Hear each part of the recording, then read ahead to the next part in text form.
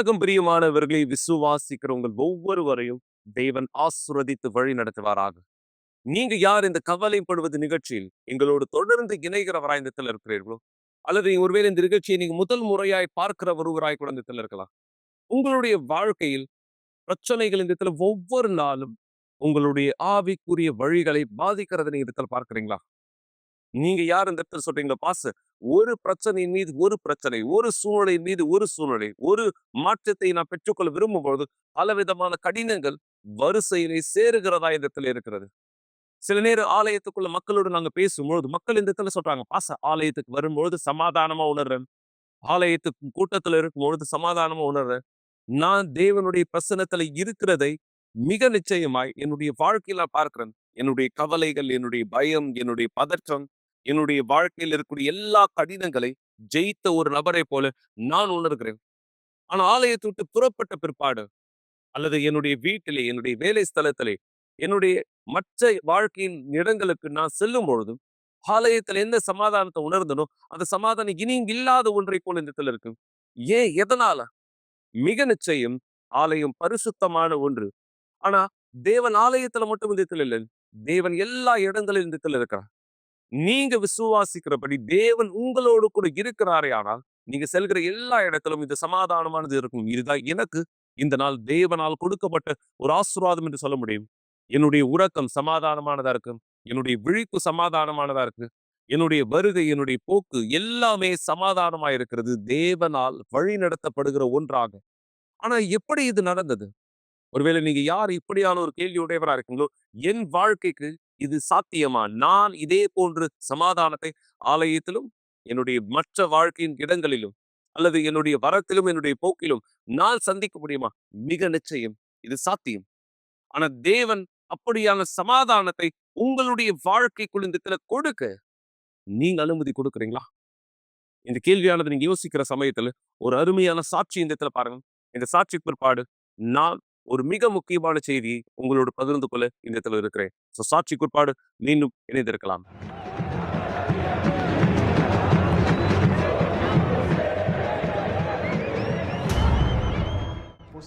என்னுடைய டீமுக்காக நான் என்ன பைத்தியகாரதனமான காரியம் எல்லாம் செஞ்சிருக்கேன் உங்களால கற்பனை கூட செய்ய முடியாது.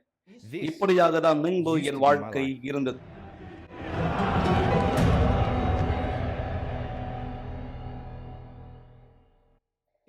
நான் பெற்றெடுக்கப்படலை.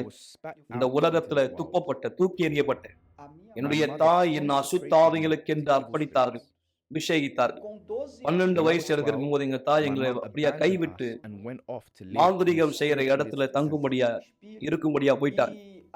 இது நான் குற்றங்களில் ஈடுபடும்படி என்ன நடத்தியது. போதைப் பொருள் கடத்தல், விற்பனை செய்து எனக்கு 15 வயசு இருக்கும் பொழுது அதிகாரப்பூர்வமான அந்த கிளப்புடைய சப்போர்ட் டீம்ல நான் இணைஞ்சேன்.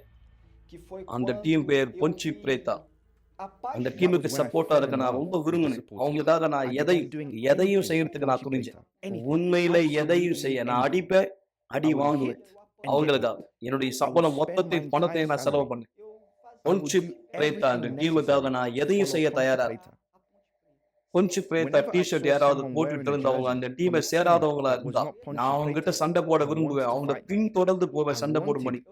நான் கல்லை எடுத்துக்கிட்டேன், செங்கல் அப்படியே அந்த அவங்க மேல தூக்கி அடிக்கிறதுக்காக ஒரு கட்டம் நான் அவங்க பேரை கூட பச்சை குத்திக்க கொஞ்சம் பிரேதா அந்த டீம் பச்சை குத்திங்க தீர்மானிச்சு அதை செய்த கூட. இந்த டீம் தான் என்னுடைய வாழ்க்கை, என்னுடைய கடவுள், என்னுடைய எல்லாமே.